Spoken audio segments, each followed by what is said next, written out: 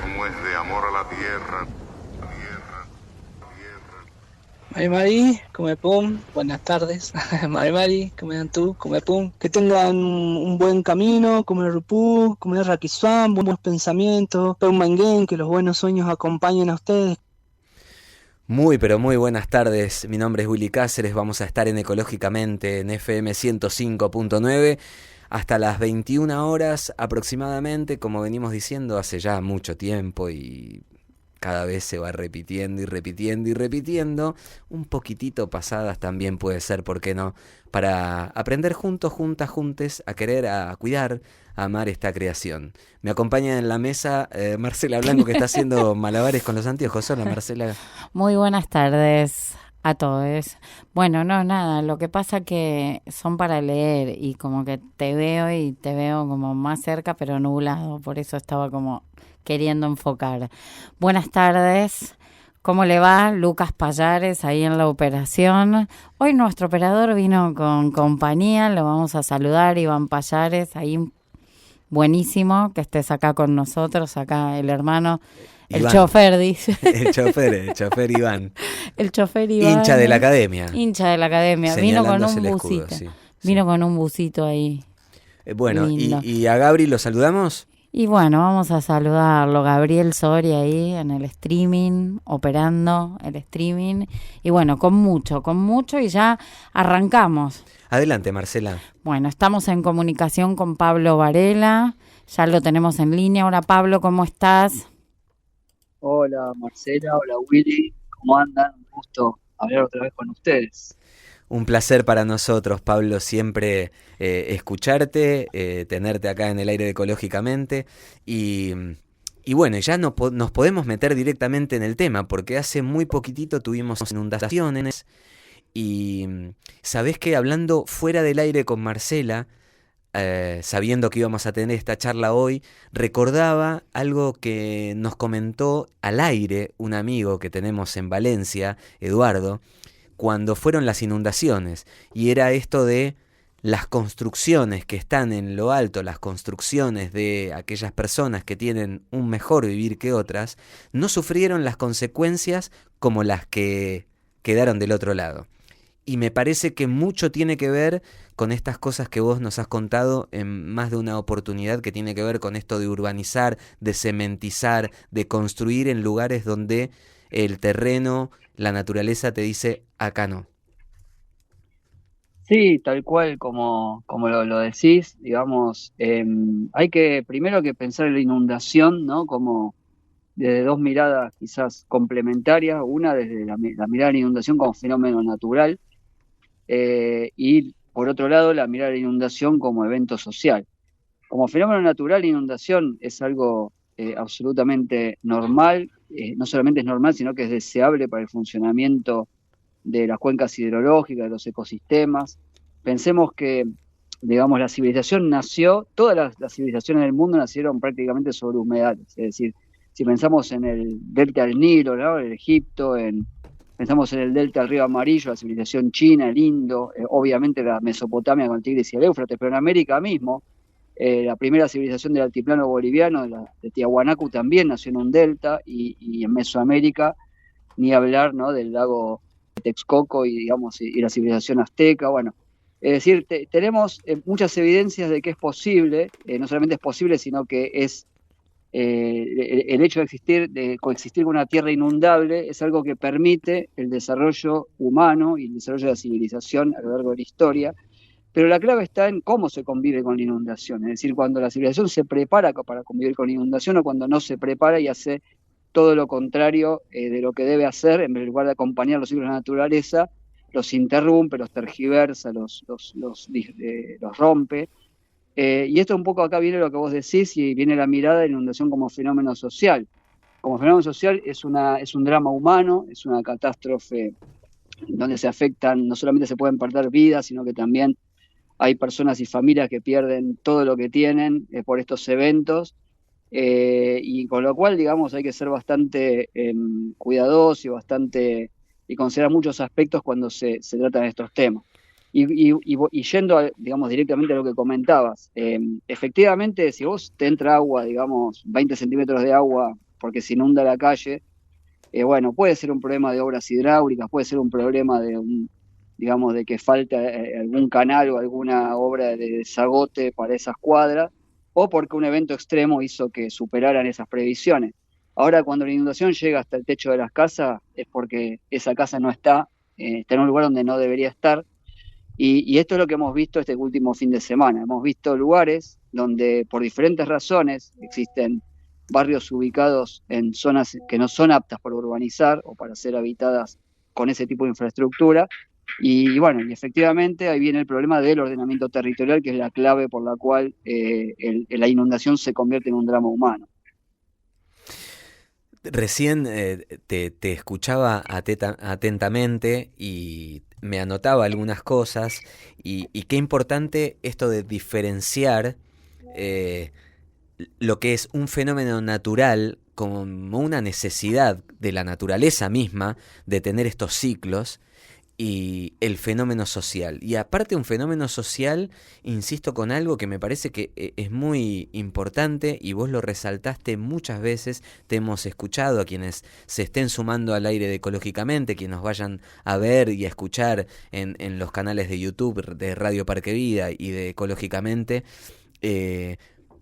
Es muy importante esto que decías recién, del fenómeno social, de la construcción en lugares donde la naturaleza te dice, acá no, sin embargo se construye, hay negocios detrás y no se construye para todo el mundo, con lo cual las personas que viven en los alrededores de esos lugares, esos barrios, esos nuevos barrios, con infraestructuras fastuosas, se perjudican y tienen perjuicios realmente catastróficos.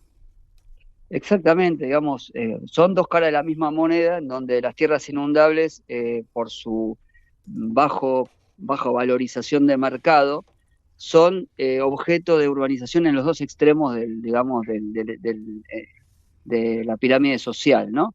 Es decir, tenemos urbanizaciones informales o terrenos que se lotean en forma informal para familias de bajos recursos que no pueden acceder a tierras digamos, realmente urbanizables en condiciones de saneamiento adecuadas como para asegurar que no reciban inundaciones periódicas.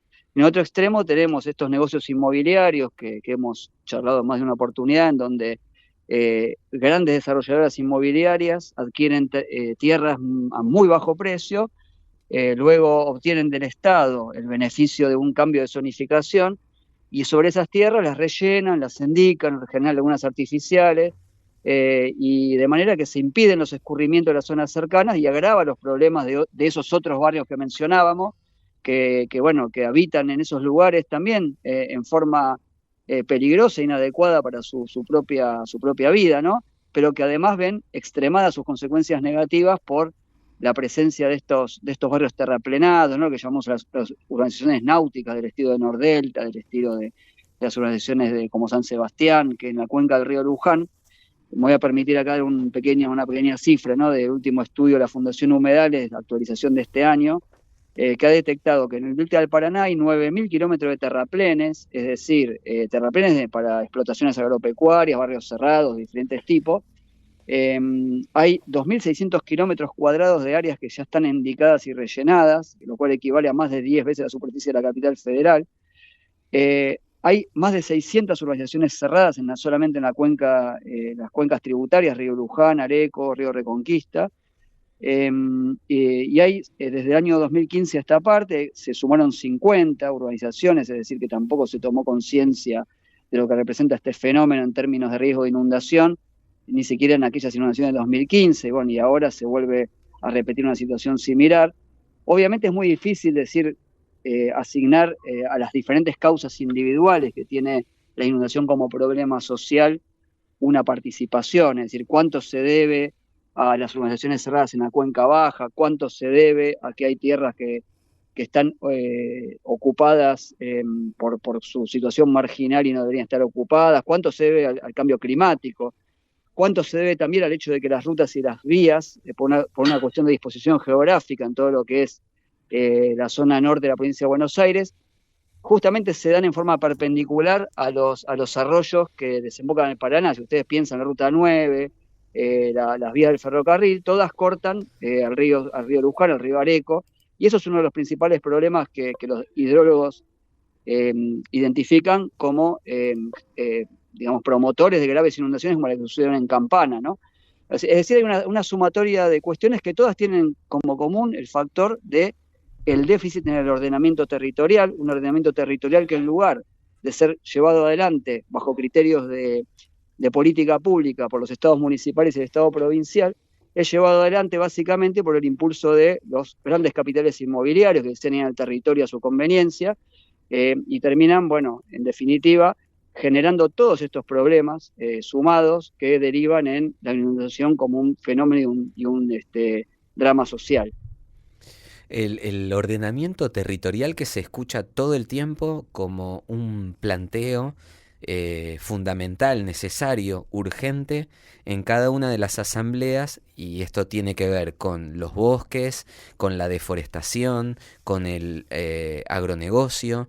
En este caso, bueno, estamos hablando directamente de las inundaciones, pero vos hacías hincapié también en estos terraplenes, con lo cual a veces, viste que intentamos reflexionar y bueno, uno intenta, insisto, intenta no meter una opinión personal, pero empezás a desconfiar, además basado en todos los estudios que ustedes realizan, empezás a desconfiar solamente de la negligencia, porque el ordenamiento territorial se supone que tendría que estar a cargo de personas idóneas que sepan qué es lo que tienen que hacer para evitar por lo menos estas catástrofes que ya están haciendo mella de una manera bastante contundente en los últimos años. Como bien decís, la idoneidad se presume que la debería tener, ¿no? Digamos, los funcionarios técnicos responsables de diseñar un ordenamiento. Yo, sinceramente, creo que el Estado tiene cuadros técnicos muy idóneos y aptos para llevar adelante esa tarea, pero la cuestión pasa por las decisiones políticas, es decir, quizás un técnico puede llegar a identificar un problema, decir, bueno, acá hay que dejar que reservar tantos kilómetros a ambos lados de un río como el río Luján, porque es necesario para justamente permitir el ciclo natural del agua, preservar a las poblaciones que están más cercanas de la inundación, generar lo que se llama un manejo del ciclo del agua digamos, sobre soluciones basadas en la naturaleza y no sobre costosas intervenciones hidráulicas. El problema viene cuando los intereses, digamos, son tergiversados, son orientados por otro tipo de sectores, fundamentalmente los sectores que hacen negocio con la tierra, porque no se puede soslayar que todas las soluciones naturales, o que tienen que ver con las soluciones basadas en la naturaleza, como reservar áreas de humedales para que funcionen como esponja, como se ha dicho tantas veces, ¿no? Los humedales son esponjas que absorben y retienen el agua, o las barreras en las zonas altas para que se recarguen los acuíferos, implican reservar tierra para justamente que cumplan esas funciones ecosistémicas que son funciones de las cuales se beneficia a toda la población, pero ese reservar amplias superficies de territorio va en contra de un interés muy concreto, que es el interés de las grandes empresas inmobiliarias y de los dueños del suelo, de obtener una renta extraordinaria a partir de estos mecanismos que comentábamos recién, es decir, estos mecanismos en donde esas tierras de rurales se convierten por acción del Estado en urbanizables, y ya por ese solo hecho multiplican por 10 su valor y luego se le obtiene una renta adicional a través de su urbanización, ¿no? Entonces, ahí viene, creo yo, el principal conflicto, el principal punto estructural donde estas políticas terminan naufragando, a pesar de que desde hace muchos años, desde el Instituto Nacional del Agua, desde el CONICET, desde diferentes entidades, las más calificadas voces científicas ya han hecho este diagnóstico, es decir, no es que lo estamos diciendo unos ecologistas delirantes, sino que es algo que hay un consenso en que el problema del ordenamiento territorial, el problema de la urbanización de zonas bajas, de humedales, el problema de no conservar los humedales, es un problema central en el manejo del agua y en el impacto de estas lluvias de alta intensidad que producen inundaciones. Es decir, acá hay un problema concreto de intereses materiales, bien materiales y bien concretos, y que bueno, hay que denunciarlo con todas las letras, porque si no uno erraría el diagnóstico, no si pensara que es un problema de incapacidad o de falta de idoneidad. Bueno, Pablo, como siempre, muy claro. La verdad que para nosotros es un placer. Te agradecemos este tiempo que te tomaste. Y bueno, y te invitamos a seguir en contacto porque es fundamental. Porque viste que ninguno de los temas que nos toca en el ambiente, en la biodiversidad, es esporádico y termina en un mes, en 2 meses. Todo continúa y lamentablemente, desde hace muchísimo tiempo. Sí, yo al contrario les agradezco a ustedes siempre la posibilidad de tener voz, de hablar por este medio y de difundir cosas que a veces no aparecen. Y en eso quería, para cerrar, mencionar que acá digamos, desgraciadamente la reacción política a este tipo de eventos suele ser a través de que un intendente de un distrito que se inundó particularmente le echa la culpa al clima, y el que no se inundó dice que tiene el mérito de haber hecho las obras necesarias, cuando en realidad el problema tiene una complejidad que excede esas dos situaciones extremas. Y quiero mencionar algo que está sucediendo en Escobar, que es que a nivel político el intendente local no ha mencionado, digamos, ha negado que haya áreas del partido que hayan sufrido anegamientos severos, lo cual no es cierto, porque hay en la localidad maquinista Sabio hay un barrio popular que está, digamos, que lamentablemente es de estos casos que hemos mencionado, ¿no? Que se ha loteado en condición irregular y que, bueno, hay miles de familias que viven ahí porque realmente no tienen acceso a otra tierra en mejores condiciones, que ha sufrido severísimas inundaciones. Estoy hablando de agua prácticamente casi al nivel de los techos, es decir, por el desborde del arroyo Escobar. Y esto ha sido negado sistemáticamente, invisibilizado por el gobierno municipal local, al punto que no han recibido muy poca ayuda de parte del municipio, ¿no? Entonces me parece importante visibilizarlo a través del programa de ustedes, también para llamar un poco al Estado municipal a que bueno, no barra bajo la alfombra lo que no encaja en un relato que quiere instalar, ¿no? Y que se ocupe realmente los dramas humanos que se generan por este tipo de eventos. Sí, y bueno, y también recordaba esto que ha sucedido no hace mucho tiempo, hace muy pocas semanas, en una comunidad originaria en Salta. También prácticamente invisibilizadas, no tenían posibilidad de salir de esa zona, se le morían los animales, y bueno, y esto de invisibilizar, de no permitir que las cosas se conozcan, me parece que bueno, que era fundamental esto que nos comentas. Y Pablo, muchísimas gracias por este tiempito, por tu dedicación y por todo aquello que venís haciendo hace mucho tiempo, que es investigar y justamente sacar a la luz esas cosas que quieren mantener en la oscuridad. Hablábamos recién con Pablo Varela, él es biólogo integrante de Organización de Ambientalistas Autoconvocados y de la Asociación Argentina Uruguaya de Economía Ecológica. Y siempre es fundamental entender que hay cosas que suceden por un origen. Y vamos en busca siempre, cada sábado cuando nos juntamos en Ecológicamente, acá en Radio Parque Vida, en busca de esos orígenes. No todo pasa porque sí, porque a la naturaleza se le ocurre, a veces la naturaleza responde, y el otro día hablábamos de eso. La naturaleza no agrede, sino que se defiende de todos esos ataques de la urbanización, de la cementización, de la contaminación con venenos y de todo aquello que tiene solamente un fin, que es la ambición, que es el dinero y que es ese progreso, ese desarrollo para unos pocos y pocas. Marcela, te comento, nos están escuchando en la Mutual de la Gente Nueva Vida. Ay, un beso a todos los chiques. Un beso, un abrazo a todos y a todas quienes están y pasate ahí. por la Mutual, asociate a la Mutual, tienen unos bolsones a muy bajo precio, al costo, así que bueno, una cuota muy baja que no te compras ni un alfajor, así que pasa acá enfrente a la radio, a Gases, y me queda la dirección ahí. Acá estamos en el 287, te paras en el 287, mirás enfrente y ves la Mutual. Y además cuentan con consultorios médicos, médico clínico, dermatología, pediatría, psicología, neurología infantil. Los turnos con cita previa y vamos a dar el teléfono al 11 2652 7090. 2652 7090. Eso es para generar una cita y vos necesitas un turno médico. Bueno, la Mutual también te lo ofrece. Esto es Ecológicamente, estamos en Radio Parque Vida. Terminé un poquito trabado, pero bueno, vamos ahí saliendo. Sí, por los adoquines, ¿no? Por el empedrado, ese famoso y hermoso empedrado que nos han sacado también. Bueno, ¿a dónde irán esas piedritas hermosas? Ecológicamente en Radio Parque Vida FM 105.9. Y seguimos en Ecológicamente, 19 horas 54 minutos. Esto es Radio Parque Vida FM 105.9. Recordá que te podés comunicar con nosotros al 11 40 79 2402. 11 40 79 2402. Nuestro contestador es el 49 12 1059. 49 12 1059.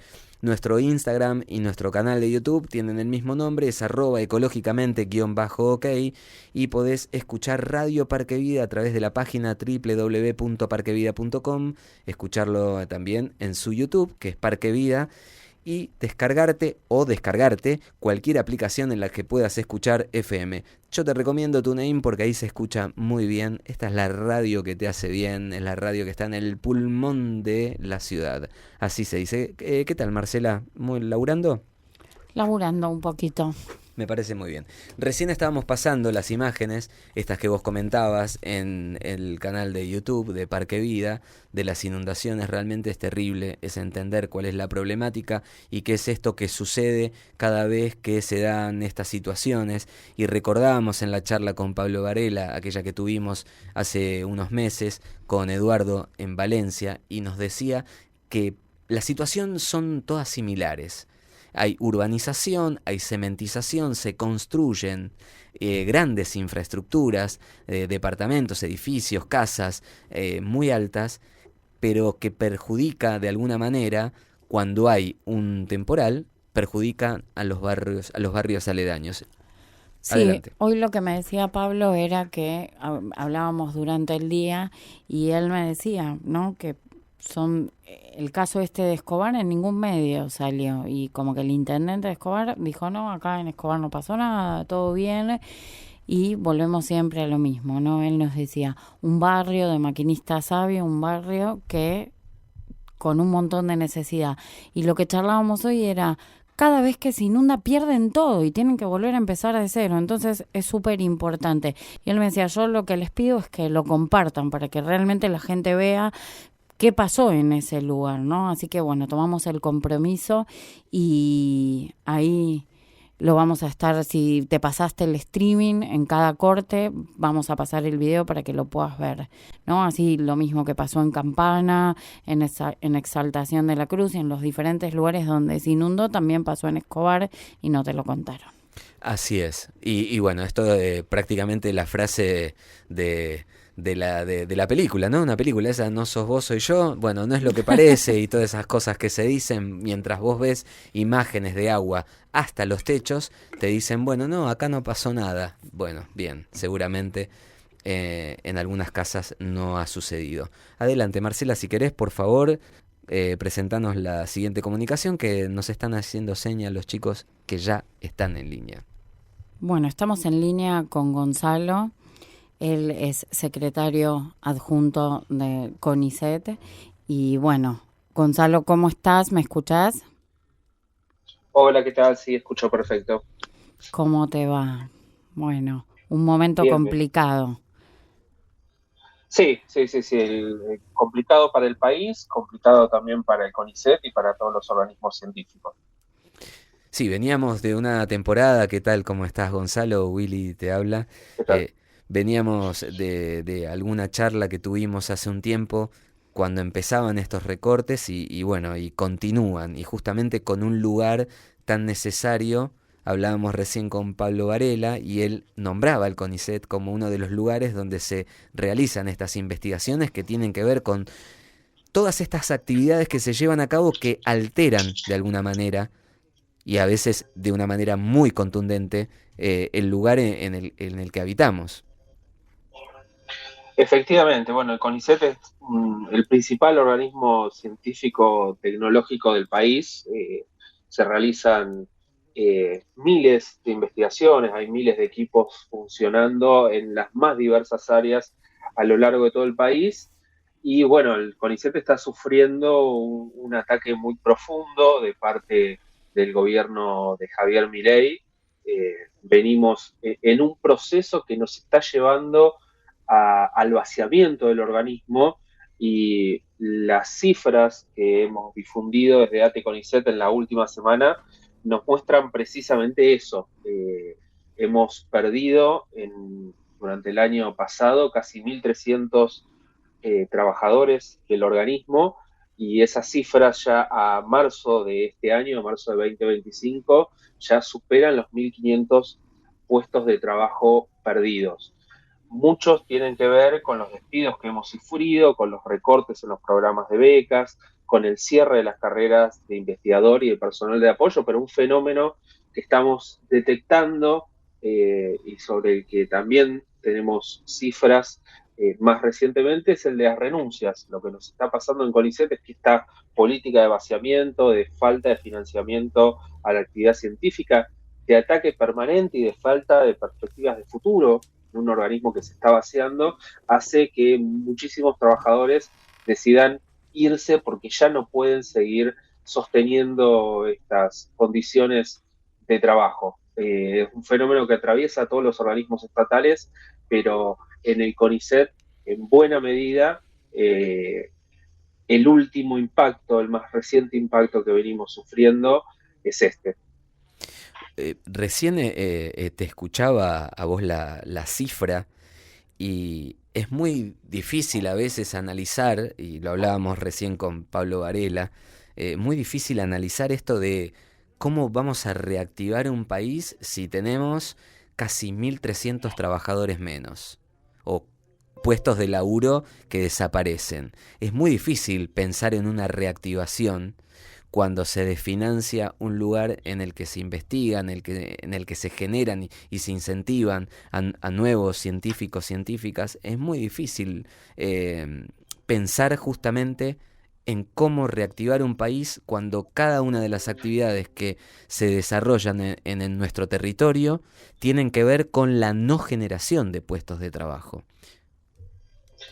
Efectivamente. Y en este caso con un agravante, porque la investigación científica es una actividad que nos brinda otras perspectivas de futuro. Es un tipo de actividad que abre para el país un abanico de posibilidades en cuanto a actividades productivas, en cuanto a mejorar la calidad de vida de la población, en cuanto a insertarnos en el mundo de una manera distinta a la que la Argentina se viene insertando desde hace más de un siglo, que es la exportación de bienes primarios.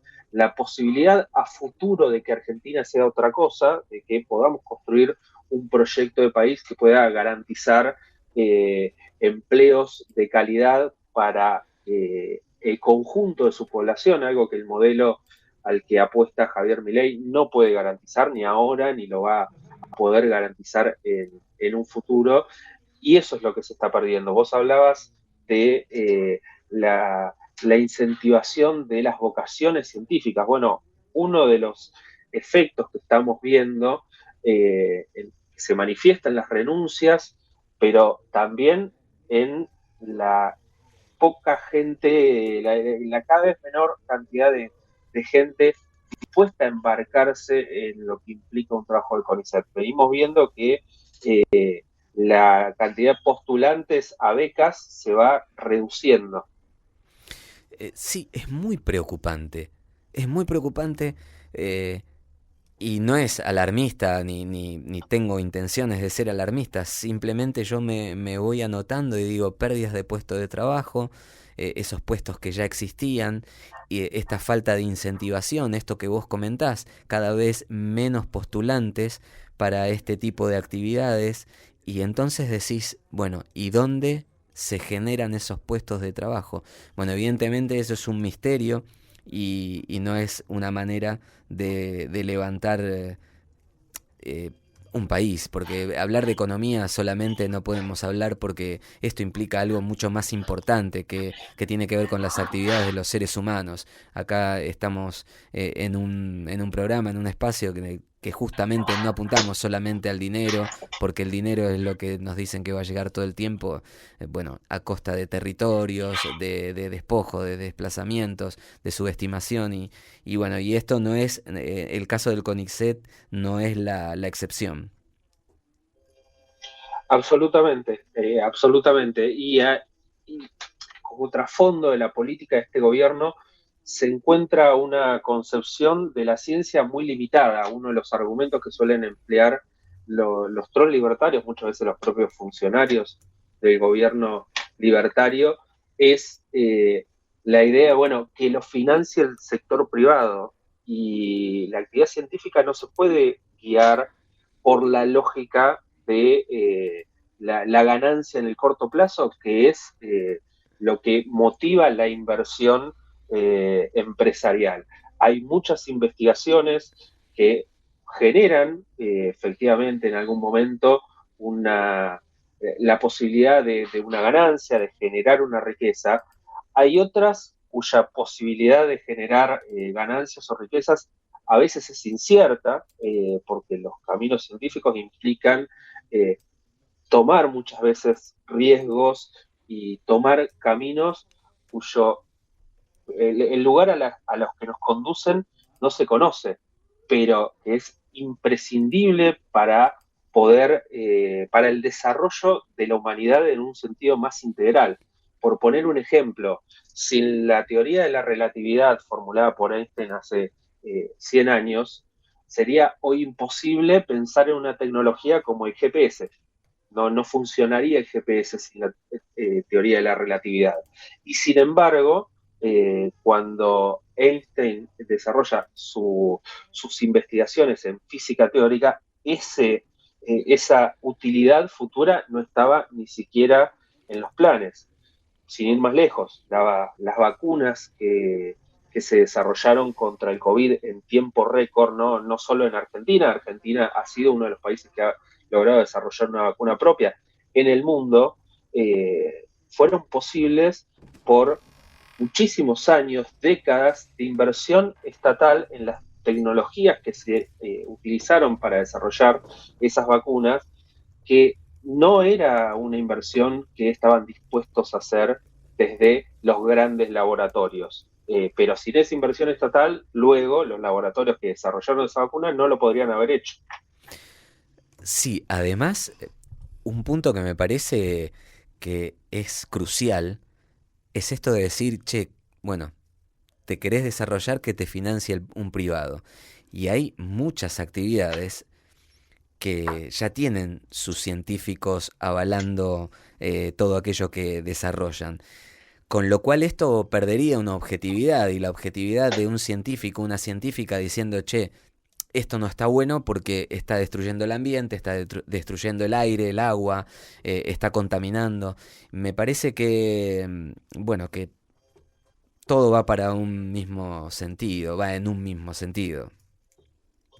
Te pongo un ejemplo de ese sentido que me pareció maravilloso. Lamentablemente la política que está aplicando Milei hacia la actividad científica, el financiamiento estatal de la actividad científica, no solo está sucediendo acá. El gobierno de Donald Trump está aplicando una política muy similar, despidiendo científicos, cerrando centros de investigación, y hace muy poquito leí una carta de una investigadora científica que fue despedida por la política de Donald Trump, y ella se dedicaba a investigar las enfermedades y los problemas que generaban la salud de los trabajadores la actividad minera. Y una de las cosas que decía en esa carta es, más allá de su trayectoria individual, ella probablemente no tenga trabajo, como sucede con muchos de los científicos argentinos, no tenga problema en encontrar trabajo, incluso mejor pago y mejor remunerado en cualquier otro lugar del mundo. El problema, en ese caso, que señalaba, era quién iba a investigar las enfermedades que se producían en este tipo de actividades productivas. Es decir, ¿quién va a financiar esto? Las empresas mineras. Cuando este tipo de investigación lo que hace es mostrar las consecuencias para la salud que tiene esa actividad, que es una actividad insalubre, y por tanto, para las empresas mineras, implica un mayor costo en resguardar la salud de sus trabajadores. Esas empresas no van a financiar esa actividad porque no les interesa cuidar la salud de sus trabajadores, mucho menos si eso implica un costo adicional. Entonces, ¿quién se va a ocupar de financiar este tipo de investigaciones? Bueno, es un ejemplo de los muchos que se pueden dar. En la Argentina, por ejemplo, hay muchísimas investigaciones sobre posibles tratamientos o vacunas para el mal de Chagas. Es una enfermedad endémica de Latinoamérica, de zonas muy pobres, en donde eso no es un negocio para ningún laboratorio privado, porque no tienen un mercado a quien vender esos posibles desarrollos. Si eso no lo financia el Estado, la consecuencia que tenemos es peores condiciones de salud para un montón de población, menos expectativa de vida, y eso no lo va a financiar un laboratorio privado. Esto, yo imaginaba cortar este desarrollo científico, las investigaciones, este ejemplo que vos nos traías de Estados Unidos, y imaginaba el paso del tiempo y bueno, el resultado en la naturaleza, el resultado en la salud de los seres humanos, de los animales, de la fauna en sí, de la flora, va a ser contundente y retomar, digo yo, en algún momento cuando se pegue una vuelta o cuando se cambie el sentido del timón y se quiera recuperar, va a ser un laburo muy importante. Y yo hacía memoria de una charla que tuvimos con un ecuatoriano, ahora no me acuerdo el nombre, le pido a la productora a ver si me ayuda, con una persona que recuperó una biodiversidad y que le llevó 40 años recuperar justamente fauna y flora de un lugar allá en Ecuador. Un lugar hermoso por las imágenes que nos han llegado. Entonces yo pensaba algo similar. Recuperar después las investigaciones, el desarrollo, es como este parate puede llegar a ser algo así, como 40 años de recuperar una biodiversidad. Sí, la destrucción que se está causando, porque hablamos de 1.500 puestos de trabajo que se pierden, pero eso es solo una parte. No hay financiamiento para la actividad científica desde hace 1 año y medio. Eso significa que hay un montón de equipos de investigación que van poco a poco frenando sus actividades. El tiempo que se pierde en esos casos, el tiempo de inactividad, es un tiempo en el que muchos desarrollos quedan incompletos, se van perdiendo, y va a costar muchísimo recuperarlo. Ya no hablamos solamente de los recursos humanos, que también va a costar. O sea, hay equipos que tienen una trayectoria enorme de trabajo y que se están desarmando, y todas esas líneas de investigación quedan truncas, quedan incompletas. La destrucción, el tiempo que tardan en destruir lo que están destruyendo es infinitamente menor al que va a costar recuperar esto. Bueno, Gonzalo, como siempre, muy interesante. Lamentablemente estas no son buenas noticias, pero tenemos que saberlas y tenemos que saber frente a qué panorama estamos para después, bueno, que no nos sorprenda, como decíamos hace un ratito, y estas reflexiones que vos me ayudaste a tener. Para que después nos sorprenda y nos diga, che, ¿qué pasa con esto? ¿Qué pasa con aquello? Con esta epidemia, ¿por qué no podemos desarrollarnos en tal cosa? Bueno, entender que ahora hay una lucha y es necesario que todos y todas sepamos de qué se trata. Así que te agradecemos este tiempo que te tomás con nosotros. Les agradezco y paso simplemente un aviso. Este miércoles vamos a estar movilizándonos los trabajadores de CONICET y de distintos organismos científicos en todo el país, acá en la ciudad de Buenos Aires, Desde las 13 vamos a estar movilizándonos hacia el polo científico de distintos puntos de la ciudad, de distintos centros de investigación. Se va a estar marchando, esperamos que sea una convocatoria muy numerosa, porque lo que está en juego no es solamente el CONICET, no es solamente un organismo y algunos puestos de trabajo, sino, como contábamos recién, las posibilidades de una transformación profunda de la Argentina futura. Así que es este miércoles 28 de mayo a las 13 horas en el Polo Científico, y en las principales ciudades del país se va a estar replicando esta movilización. Muchísimas gracias, Gonzalo. Te mandamos un abrazo y vamos a publicar esta fecha, esta convocatoria, para todos aquellas que se quieran sumar. Perfecto, bueno, muchísimas gracias. Un abrazo muy grande. Hasta luego. Hasta luego. Hablábamos recién con Gonzalo Sanz Cerviño, él es secretario general adjunto en ATE CONICET. Esto es Ecológicamente, estamos en Radio Parque Vida FM 105.9. Bueno, y estamos en comunicación ya con Martín Crespi. Martín Crespi es artista plástico, profesor, escritor, editor. No sé si me olvido de algo, no sé si dije algo de más. Hola Martín, ¿cómo estás? Hola, ¿qué tal Marcela? Hola, ¿qué tal? ¿Cómo andan por ahí? Hola, ¿cómo estás? Willy habla. ¿Cómo andás? ¿Qué tal, Willy? Muy bien. Bien, bien, muy bien. No, no te equivocaste en nada, sí. Soy eso y Bueno. algunas cositas más, pero Bueno. a veces más menos, pero sí. Bueno, Martín, qué bueno tenerte acá en Ecológicamente. Nos había quedado pendiente. Y contarle a la audiencia que nos conocimos en el Museo del Hambre hace un tiempito y estuvimos viendo tu muestra. ¿Querés contarnos de esa muestra? Hola. Hola, ahí se fue un poquito, pero te escucho nuevamente. Bueno, estaba contándole a la audiencia que nos conocimos en el Museo del Hambre hace un tiempito y que que tuvimos el privilegio de ver tu muestra.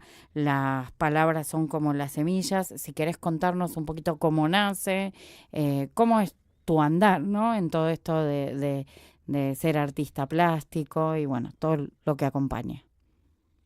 Perfecto, sí, la muestra incluso estaba hasta este fin de semana, está hoy y mañana, y ya la retiro y la llevo, sí, se extendió una semana más porque había actividad, y este próximo jueves, el 29, vamos a hacer la inauguración en un espacio en Martínez, en el espacio de la Alianza Francesa. A partir de las 19 horas va a ser el vernizaje ahí en la sede de la Alianza Francesa en Martínez.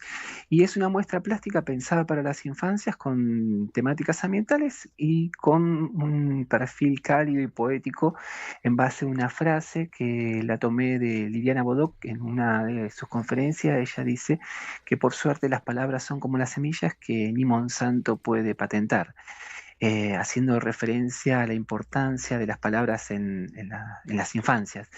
Y a partir de esa frase, y como vengo trabajando temáticas ambientales, surgieron muchas ideas para plasmarlas y comunicar y transmitir el juego de palabras y el juego de todo el universo que tiene que ver con las semillas de distintas plataformas. Las que más se caracterizan son sistemas de autómata. Para los oyentes que están escuchando en este momento, son mecanismos que uno va girando una pequeña manivela y va provocando un movimiento, y ese movimiento yo lo fui articulando con contenido que tiene que ver con lo ambiental. Y también con lo poético, ¿no? Me parece que esta propuesta, esta muestra plástica ahora actual, está pensada de la comunicación de una estética más cálida y más poética. Entonces se va combinando las diversas temáticas ambientales o algunas cuestiones que tienen que ver cómo nos vinculamos con la naturaleza, más todo el universo de las palabras poéticas que van acompañando la muestra.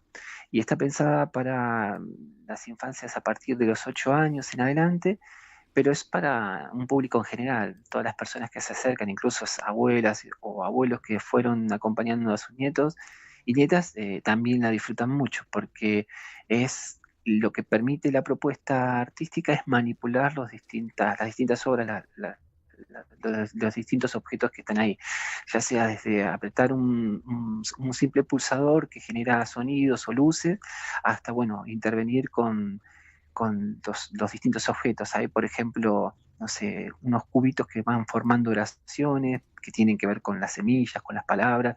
Hay un calidoscopio, hay varios sistemas de autómata.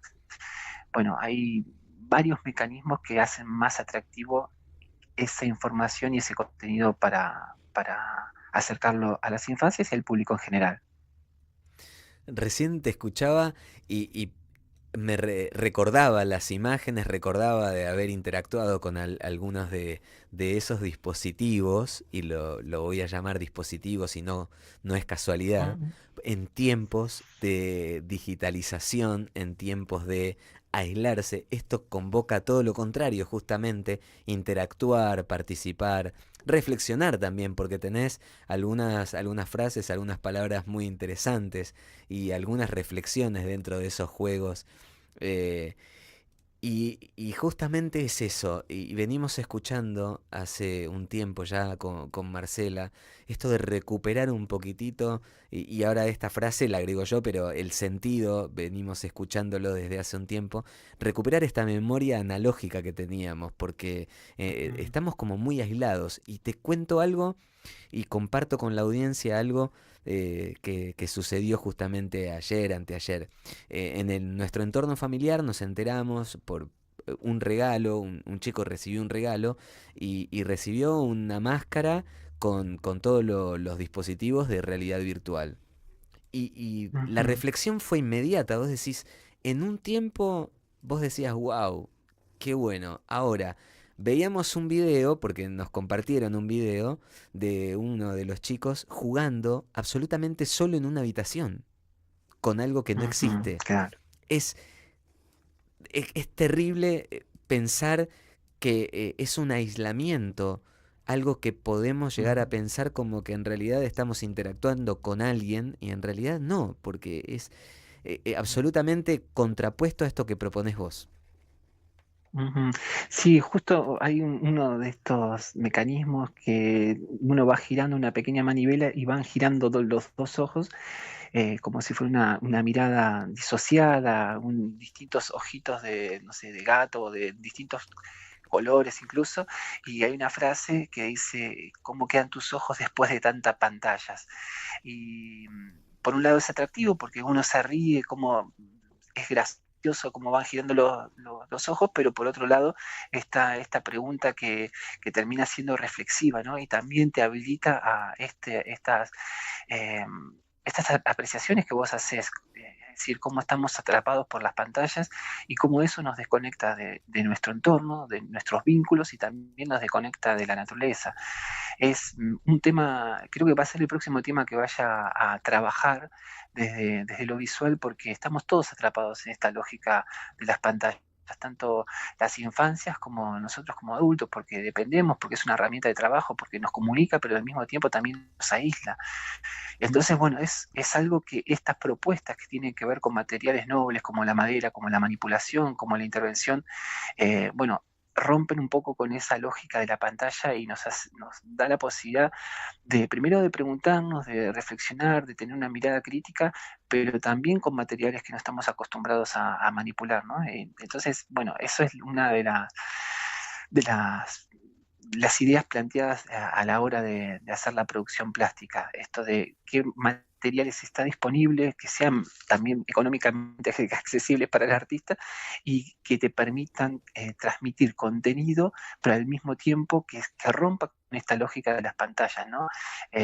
Me parece que en algún momento se va a ir dando este quiebre de romper con esta dependencia que tenemos de los algoritmos, que los algoritmos nos manejan la vida. Bueno, en algún momento, no sé si será esta o la próxima generación, pero va a haber una diferenciación, porque nos vamos a dar cuenta que estamos atrapados por esta lógica de las pantallas que son adictivas. En definitiva, tienen tanta buena llegada porque están diseñadas exclusivamente para eso, ¿no?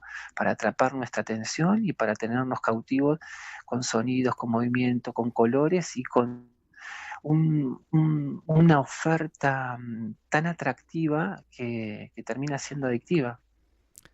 Absolutamente, absolutamente.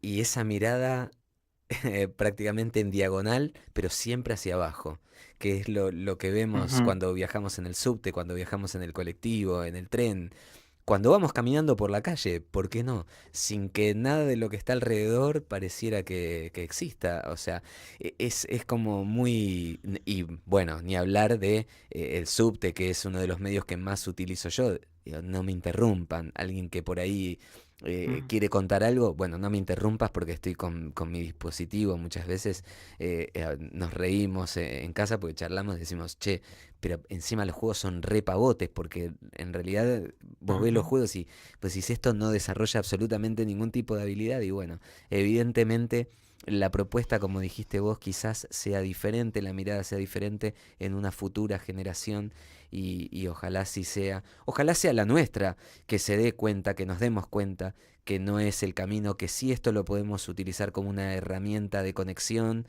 con otros, con otras que están muy lejos en distancias físicas, pero que no tenemos que depender absolutamente como lo han logrado, lamentablemente.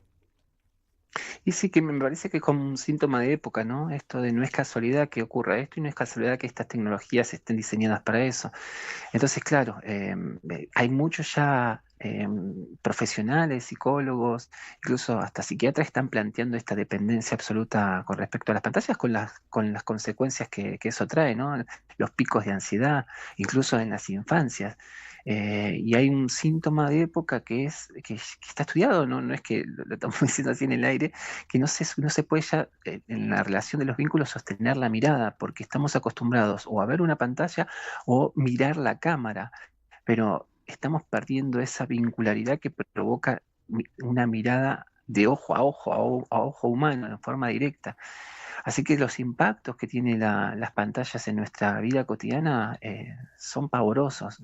Y ese ojalá que en algún momento se haga el quiebre, me parece que hay que trabajar para que esto suceda, para que la conexión sea con la naturaleza, sea con una conexión de los vínculos y no a través de un dispositivo, no que esa conexión que se da con el dispositivo sea una desconexión con el entorno y con lo que somos, ¿no? Pero bueno, tiene que ver con toda una época en la cual nos atraviesa, ¿no? Una época política, económica, cultural, y estas tecnologías, por lo que se ve, hay mucha inteligencia artificial, mucha computación cuántica, muchos algoritmos que nos sobrepasan en cuanto a lo que nosotros podemos hacer como ciudadanos individuales. Por eso lo importante de lo colectivo, por eso la importancia de una muestra donde están invitadas las personas a juntarse, ¿no? Donde están invitadas las infancias a reflexionar sobre las cuestiones ambientales, por lo menos haciendo una pausa con las pantallas o en tal caso poniendo este tipo de preguntas reflexivas de que cuánto tiempo estamos dependiendo de estas pantallas. Hay estudios cuando hice estos ojitos, ¿no? Y esta pregunta de cómo quedan tus ojos después de tanto tiempo con las pantallas, el promedio de que pasan las infancias y adolescentes es de 4 horas 30 en promedio diario. Y eso da una cifra anual que es pavorosa, son casi dos meses y pico de tiempo vital de tu vida que vos estás frente a una pequeña pantalla. Está bien, estarás comunicado con alguien, estarás dependiendo de los juegos, pero estás atrapado en ese ámbito. Y eso, por supuesto, te va quitando tiempo vital, pero también te va quitando la apreciación de otras conexiones, ¿no? La apreciación de ver el vuelo de un pájaro, de ver crecer una huerta, etcétera, ¿no? Es como el tiempo se va focalizando en forma, digamos, a propósito. Hay un propósito detrás de cautivar tu atención a partir de esos dispositivos. Así que es todo un tema. El tema de las pantallas es todo un tema que me parece que habrá que generar otro tipo de reacciones, ¿no? En muchas escuelas en países del primer mundo no lo están permitiendo el ingreso en las escuelas, por ejemplo, lo están restringiendo. Bueno, no sé, habrá, o también pensemos en los grandes promotores de estas nuevas tecnologías que a sus propios hijos no les permiten el uso de las pantallas. Entonces, bueno, habrá que prestar atención a esas señales y empezar a generar otros tipos de espacios, otro tipo de propuestas que no pasen únicamente por estar atrapados con lo que te ofrecen las pantallas, ¿sí? Sí, coincido con eso. Bueno, Martín, realmente un placer escucharte y es imposible que las imágenes no vengan a la cabeza hablando con vos por todo lo que transmitís. Recién nos mirábamos con Marcela porque hablabas de un vuelo de un pájaro, disfrutar de un vuelo de un pájaro y por ahí alguien dice, pero ¿de qué me estás hablando? Bueno, ir mirando para abajo en diagonal, como decíamos recién, Ujú. con la atención puesta 100% en un dispositivo, no vaya a ser que un día levantemos la cabeza, no tengamos árboles, no tengamos aves, no tengamos nada que disfrutar y digamos, che, acá había algo y bueno. Y recordemos que sí, que había mucho, mucho para disfrutar, Ujú. mucho para ver, mucho para vivir, mucho para tocar y sentir. Así que un placer. Y bueno, contanos este desafío hermoso que llevas a cabo con tus artesanías, con eso que haces. ¿Dónde lo vamos a poder ver ahora terminada la exposición en el Museo del Hambre? Bueno, este es el último fin de semana ahí en el Museo del Hambre y próximamente va a estar un mes en la sede de la Alianza Francesa en Martínez, que pueden buscar la información en la página que es pachamamitalibros.com.ar o en el Instagram de Pachamamita Libros. Y bueno, va a estar un mes ahí en la sede Martínez de la Alianza Francesa y después va a estar en Morón también en el mes de julio y después va a estar en un centro cultural en Colegiales en agosto y bueno, estaremos dando vuelta con la muestra, esta última muestra, las palabras son como las semillas, en distintos centros de exposición y establecimientos culturales. Y justo este viernes pasé a buscar parte de una muestra que se llama Naturaleza Humana, que también es una muestra plástica, pero ya pensada para adolescentes y adultos. Y esa muestra estuvo expuesta en un centro cultural en Bragado, en el centro Florencio Constantini, y ahora el mes próximo, en julio, va a estar en la Universidad Tecnológica Nacional, ahí en Palermo. Así que estoy dando vueltas con la muestra pensada para las infancias, las palabras son como las semillas, naturaleza humana, que ya es para adultos y trabaja las cuestiones ambientales, más que nada trabaja el abordaje del concepto de extractivismo y todas sus distintas manifestaciones que hay del extractivismo, que es la extracción de naturaleza a gran escala, y, bueno, y también estamos dando vueltas con las publicaciones de Pachamamita Libros, que es una serie de libros pensados para las infancias sobre diversas temáticas ambientales, diversas problemáticas ambientales. Así que todo ese es el combo de la propuesta del proyecto editorial y la producción artística. Martín, un placer nuevamente. Te agradecemos este tiempo que te tomaste para hablar con nosotros y seguiremos en contacto. Claro que sí. Bueno, muchas gracias a ustedes por este momento compartido y por la difusión de estas propuestas. Gracias, Martín. Un placer. Adiós. Un abrazo muy grande.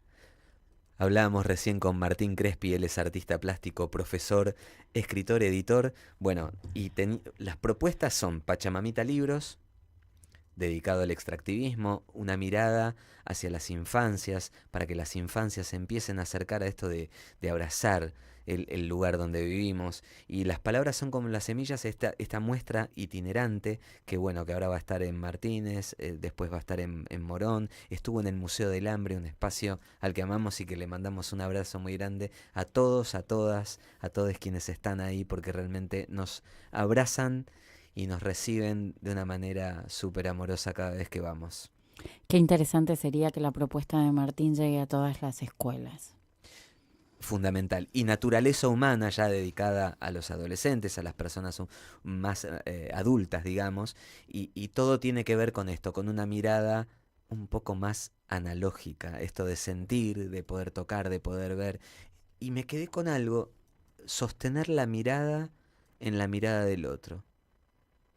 Dos imágenes muy contrapuestas y yo decía, e insisto con algo, eso de mirar en diagonal hacia abajo o directamente para abajo, casi como mirando los pies, pero en realidad entre los pies y la mirada está el dispositivo.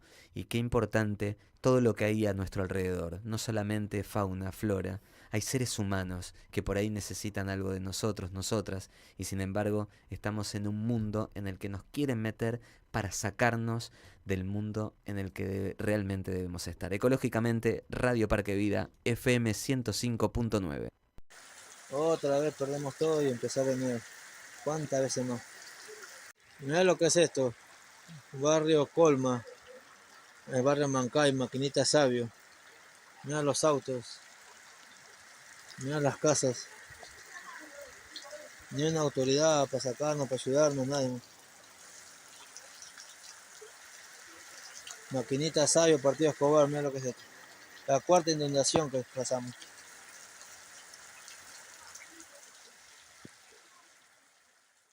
Bueno, vamos a hablar con Suyay Quilapán. Ella nos va a hablar de las grutas. Hola, ¿cómo estás? ¿Qué tal? Buenas noches, ¿cómo estás vos? Gracias por la comunicación. Con todo lo que ha venido aconteciendo con respecto a los proyectos extractivistas que tienen que ver con el Golfo San Matías, lucha que viene desde hace más de 2 años, desde que nos modificaron una ley provincial, la 3308, pero bueno, van dando pasos en el avance de estos proyectos. Se realizó una audiencia pública totalmente fuera de los encuadres de la legislación provincial, pero sin embargo pese a eso, avanzaron aprobando ese estudio de impacto ambiental y bueno, ahora se firmó un acuerdo para comenzar a la cuestión del financiamiento, firmar los acuerdos de los proyectos que entraron en el RIGI. Este acuerdo se firmó el día viernes de la semana pasada. El lunes estaba entrando un proyecto de ley en la legislatura de la provincia de Río Negro. Siempre es tiempo exprés para este tipo de cosas.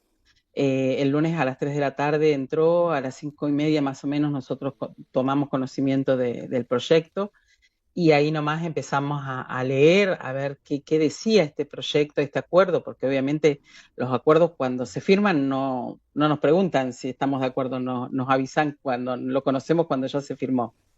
Y bueno, realmente es un acuerdo que nos deja muchísimas dudas, abrió muchísimos interrogantes y lamentablemente la legislatura de la provincia de Río Negro aprueba, porque dentro de las cuestiones jurídicas de la provincia hace falta que este tipo de proyectos de ley, de este tipo de acuerdos tengan una fuerza de ley. Entonces armó el proyecto de ley con letra del gobernador de la provincia de Río Negro, con acuerdo de ministros, fue a la legislatura y solamente 4 legisladores se opusieron a este acuerdo, a la firma de este acuerdo.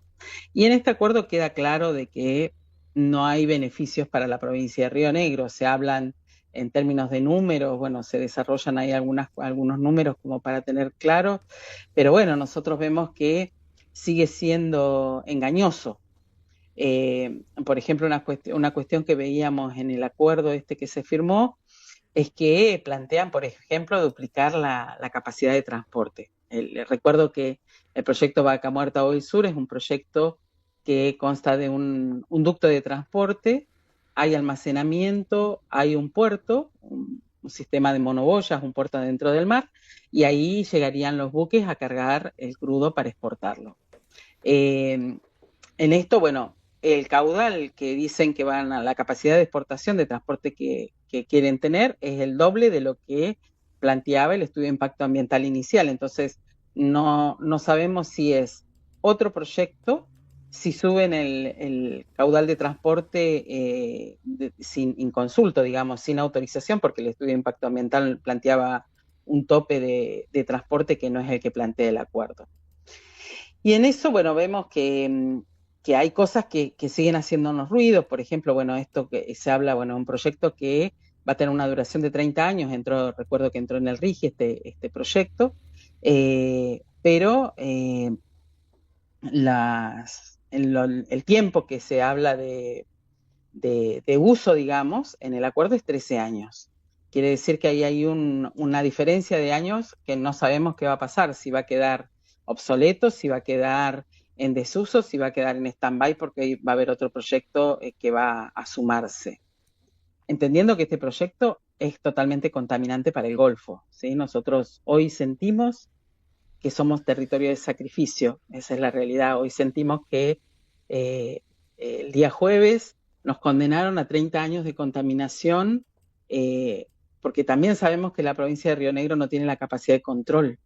Nosotros tenemos acá en la provincia un cambio de organigrama en términos de cómo se manejaba la cuestión de los proyectos ambientales y, por ejemplo, en el 23, a fines del 23, se creó la Secretaría de Energía y Ambiente. Nosotros teníamos una Secretaría de Ambiente y Cambio Climático, que era la que se encargaba de ser contralor de todos los proyectos que habían en la provincia. Bueno, y esto se cambió a una Secretaría de Energía y Ambiente.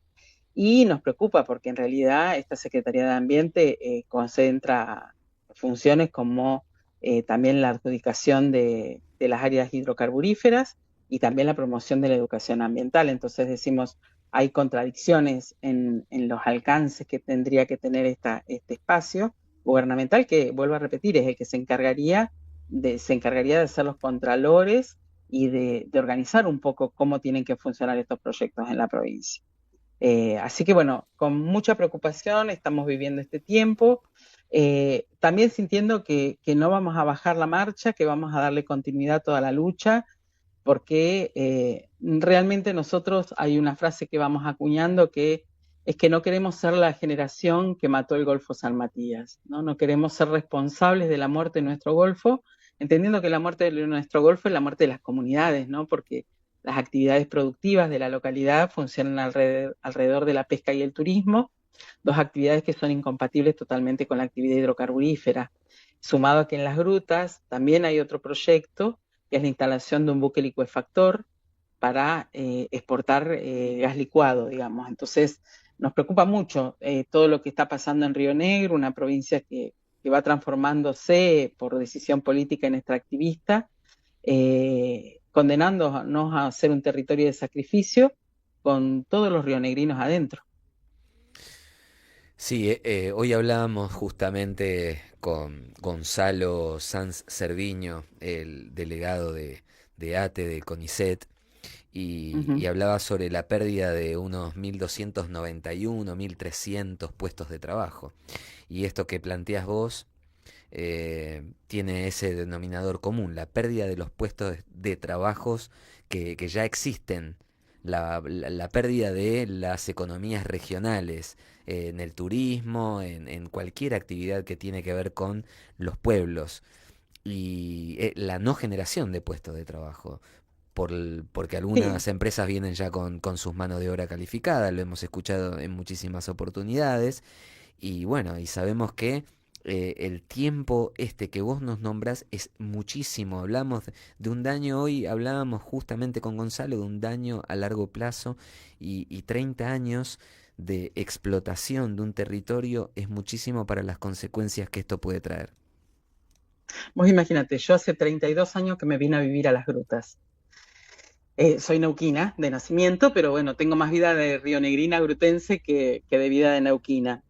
Y realmente el otro día hacía esa mirada, ¿no? En mis 30 años de vida, todo lo que ha transcurrido, todo lo que ha pasado y todo lo que me enamoró de este lugar, ¿no? Entonces, esto que vos decís de las fuentes de trabajo, la realidad es que yo estoy atrás de ese dato. ¿Cuántas son las fuentes de trabajo reales que tenemos afectadas al turismo? Porque el turismo está enlazado con la construcción, por ejemplo. Hay actividades secundarias que confluyen en la cuestión del servicio turístico y de la pesca.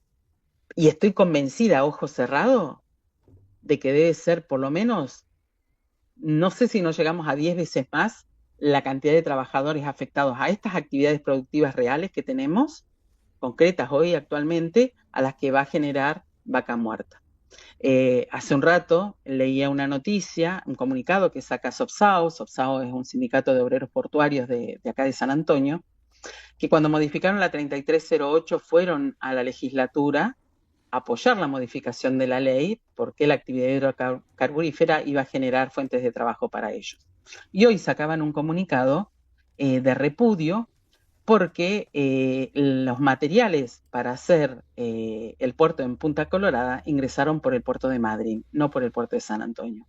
Y esta es la realidad que vivimos acá, ¿no? Porque eso que les dijeron que iba a pasar, ni siquiera le está generando fuente de trabajo a la gente de acá, que fue la gente que, de última, y me hago cargo de lo que digo, son el cuerpo de choque, el brazo de choque que tiene el gobierno provincial con todos los que estamos en contra de estos proyectos, porque no dudan en golpearnos, no dudan en amedrentarnos cuando estamos cerca. Pero la realidad es que esos compromisos que asumieron políticamente en ese momento, hoy no se cumplen. Hoy ni siquiera generan fuente de trabajo para los sanantonienses, y sí entró en el puerto de Madrid. Entonces, ante eso, esto es lo que siempre decimos en términos de las fuentes de trabajo. La mayor cantidad de fuentes de trabajo que generan estos proyectos son el trabajo temporario. El trabajo temporario es el que por tramos van haciendo la obra. Hay algunos trabajadores que están en un tramo y no van a volver a estar en ningún otro tramo, ¿sí? Por la especificidad del trabajo, por el tipo de soldadura, por el tipo de empalmes que tienen que hacer. Entonces, esa gente que está trabajando no es la totalidad que trabaja desde que se inicia la obra hasta que se termina, sino que hay un escalonamiento en términos de construcción que hace que sí hay, ponele 288 fuentes de trabajo temporario para la instalación de la infraestructura. No quiere decir que hay 288 personas trabajando desde que inicia la obra hasta que termina, sino que se van escalonando y en algunos momentos serán mayor cantidad o menor cantidad. Pero eso no quiere decir que hay 288 personas trabajando. Y vuelvo a repetir, es hasta que se termina la construcción del ducto. Una vez que se termina, esa gente se queda sin trabajo y vuelve otra vez a las rutas a pedir la generación de obras para volver a trabajar. Entonces, la realidad es que esa gente, si está afectada, por ejemplo, al turismo, si el turismo se sigue trabajando de manera ordenada y planificada, hay que seguir generando plazas. Entonces, hay que seguir construyendo complejos, hoteles, que es fuente de trabajo. Entonces, me parece que también esa mirada como más crítica en términos de lo que pasa, obviamente que cuando se modificó la 3308 ni siquiera estaba Milei en el gobierno, pero hoy que la obra pública está parada, no nos podemos aferrar a los modelos, los proyectos extractivistas para pensar que eso son generación de fuentes de trabajo. Digamos que es ponernos la soga al cuello y saber que de última estamos nosotros mismos atentando a nuestro proyecto de futuro trabajo, digamos. Entonces, es preocupante, digamos, en la encerrona que nos van metiendo, porque terminamos siendo pobres contra pobres. Esto que siempre decimos que no nos tiene que pasar, termina pasándonos, porque a nosotros quienes nos han violentado en nuestras acciones han sido la UOCRA, han sido SOPSAO, han sido sindicatos, ¿no? Entonces, nos preocupa mucho que esta gente hoy esté preocupada porque no entran en el puerto los materiales para construir el ducto, y sin embargo, si son llamados para apretarnos en la legislatura o en donde sea que nosotros vamos, van a ir otra vez. Es fundamental esto que ya hemos escuchado en varias oportunidades, estas fragmentaciones que van sucediendo en los corazones de los pueblos, de los lugares donde desembarcan las empresas para desarrollar sus actividades. Lamentablemente es entender que no es vecino contra vecino. En algún momento se entenderá y como vos lo decías recién, dentro de 30 años muchos se darán cuenta que lo que hicieron y que estuvieron a favor justamente de un proyecto, de una actividad que iba a estar en contra de ellos mismos. Sí, yo creo que bueno, que hay como pensamientos, ¿no? Líneas de pensamiento que nos tienen que hacer reaccionar, ¿sí? Yo además de militar en los espacios socioambientales, trabajo en la Iglesia Católica, integro el equipo de pastoral social, y nosotros tenemos toda una línea de laburo con respecto al cuidado del ambiente, ¿no? Encuadrado en la Laudato Si. La Laudato Si cumplió 10 años.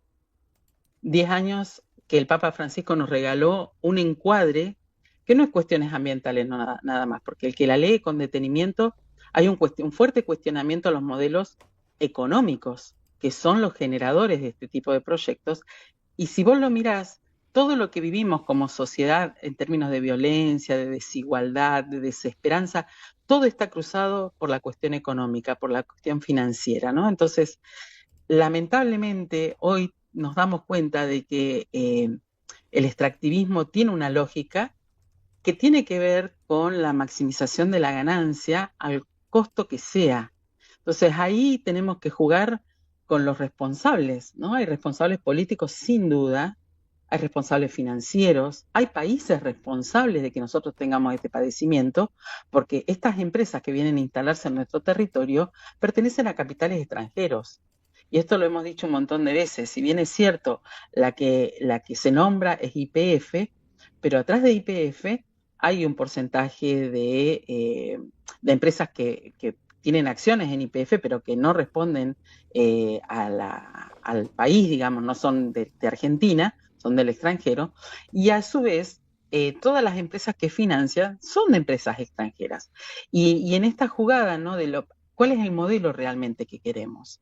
Si el mundo está dejando y pidiendo que abandonemos el consumo de combustibles fósiles, nosotros seguimos apostando a la extracción de los combustibles fósiles, a la exportación, al sacrificio de los territorios, sabiendo que no hay nada que nos garantice que no existan los derrames, que no existan los accidentes, no solamente en términos de los oleoductos, sino también en el puerto.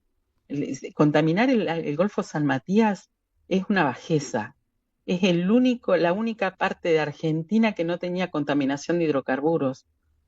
Sin embargo, la entregaron totalmente con la modificación de la 3308. Éramos la única provincia que tenía un resguardo provincial a la actividad hidrocarburífera. Y sin embargo, Arabella Carrera y Alberto Beretinec, los dos últimos gobernadores, se encuadraron perfectamente en ser los entregadores de nuestro Golfo. Él y todos los séquitos, toda la legislatura, todo lo que nosotros desde las organizaciones ambientales los definimos como los ecocidas, porque nos parece que también en esto de recuperar nuestras memorias, ¿no? Nuestras memorias cercanas, decir todas las palabras, porque tal vez en el corazón de las personas empieza a resonar algo de esto y empecemos a pensar con un poco más de claridad realmente si esta es la vida que queremos tener y la que merecemos tener, ¿no? Entonces, empezar a sacarnos los velos y empezar a denunciar lo que corresponde y a poner corazón para que esta lucha tan desesperanzadora no nos gane, digamos, no nos gane en la desesperanza y en el bajón, sino que nos permita dar continuidad. Y estamos convencidos de que si ellos avanzan, nosotros vamos a seguir insistiendo en que este no era el camino. Y llegado el caso, cuando si hay que accionar o peticionar, continuaremos haciendo lo que sabemos hacer, que es estar en la calle, estar informando, lograr que otros vecinos se pongan a pensar, aunque no vengan con el cartel a la marcha, pero sí que se pongan a pensar y discutan con sus vecinos si realmente este es el modelo de vida que queremos tener.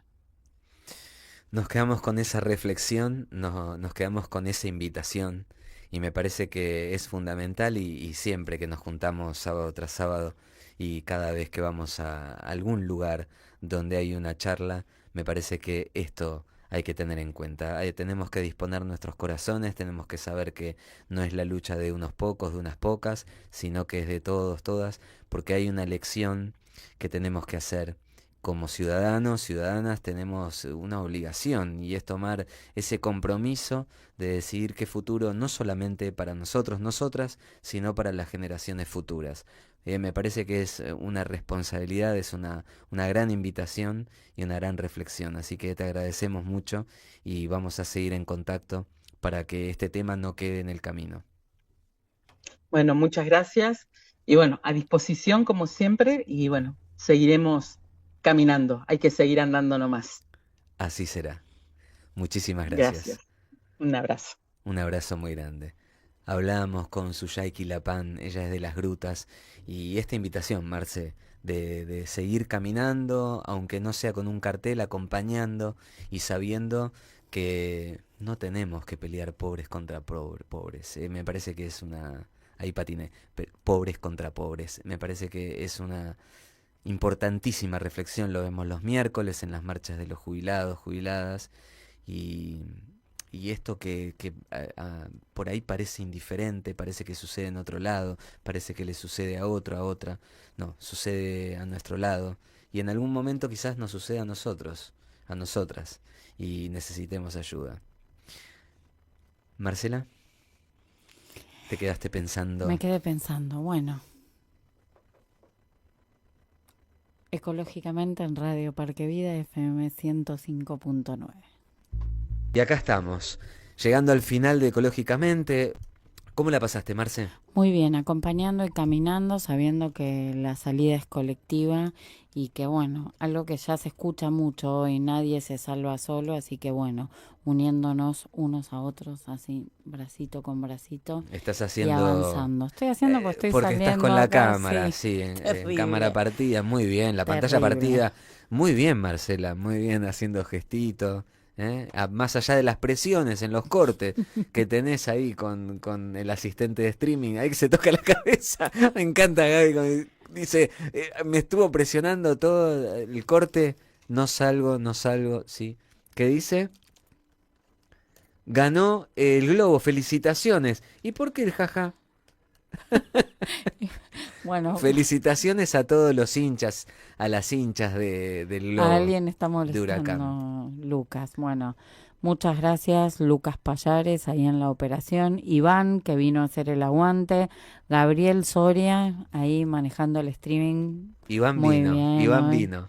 Qué loco, ¿no?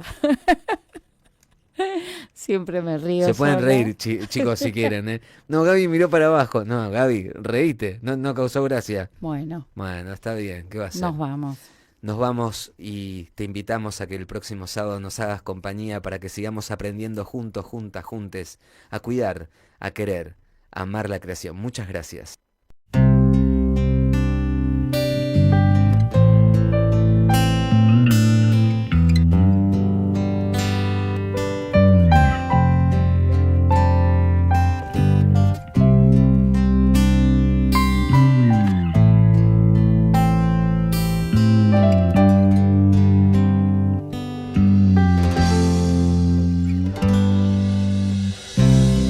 Tengo en mi alma un huracán que barre todo afán, desafiando las tormentas de mi historia más incierta. Dominar fuertes vientos de violencia o pensamientos, derrotar a un enemigo que habita dentro conmigo, luchar contra el mal que nos quiere dañar, volvernos a encontrar después de pelear en el cielo o en el campo, la victoria alcanzar.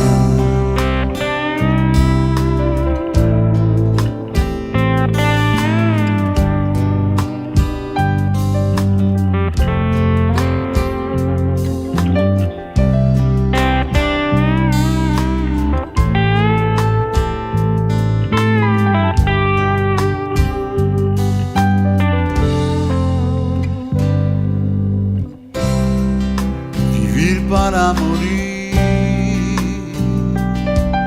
oh, morir para vivir, sembrar nuestra semilla, nuevos plantíos de vida, entrañas de inquisición, armada invencible destrucción, armas de un infierno al que tú y yo hemos muerto, luchar contra el mal nos quiere dañar, volvernos a encontrar después de pelear en el cielo o en el campo. La victoria alcanzar.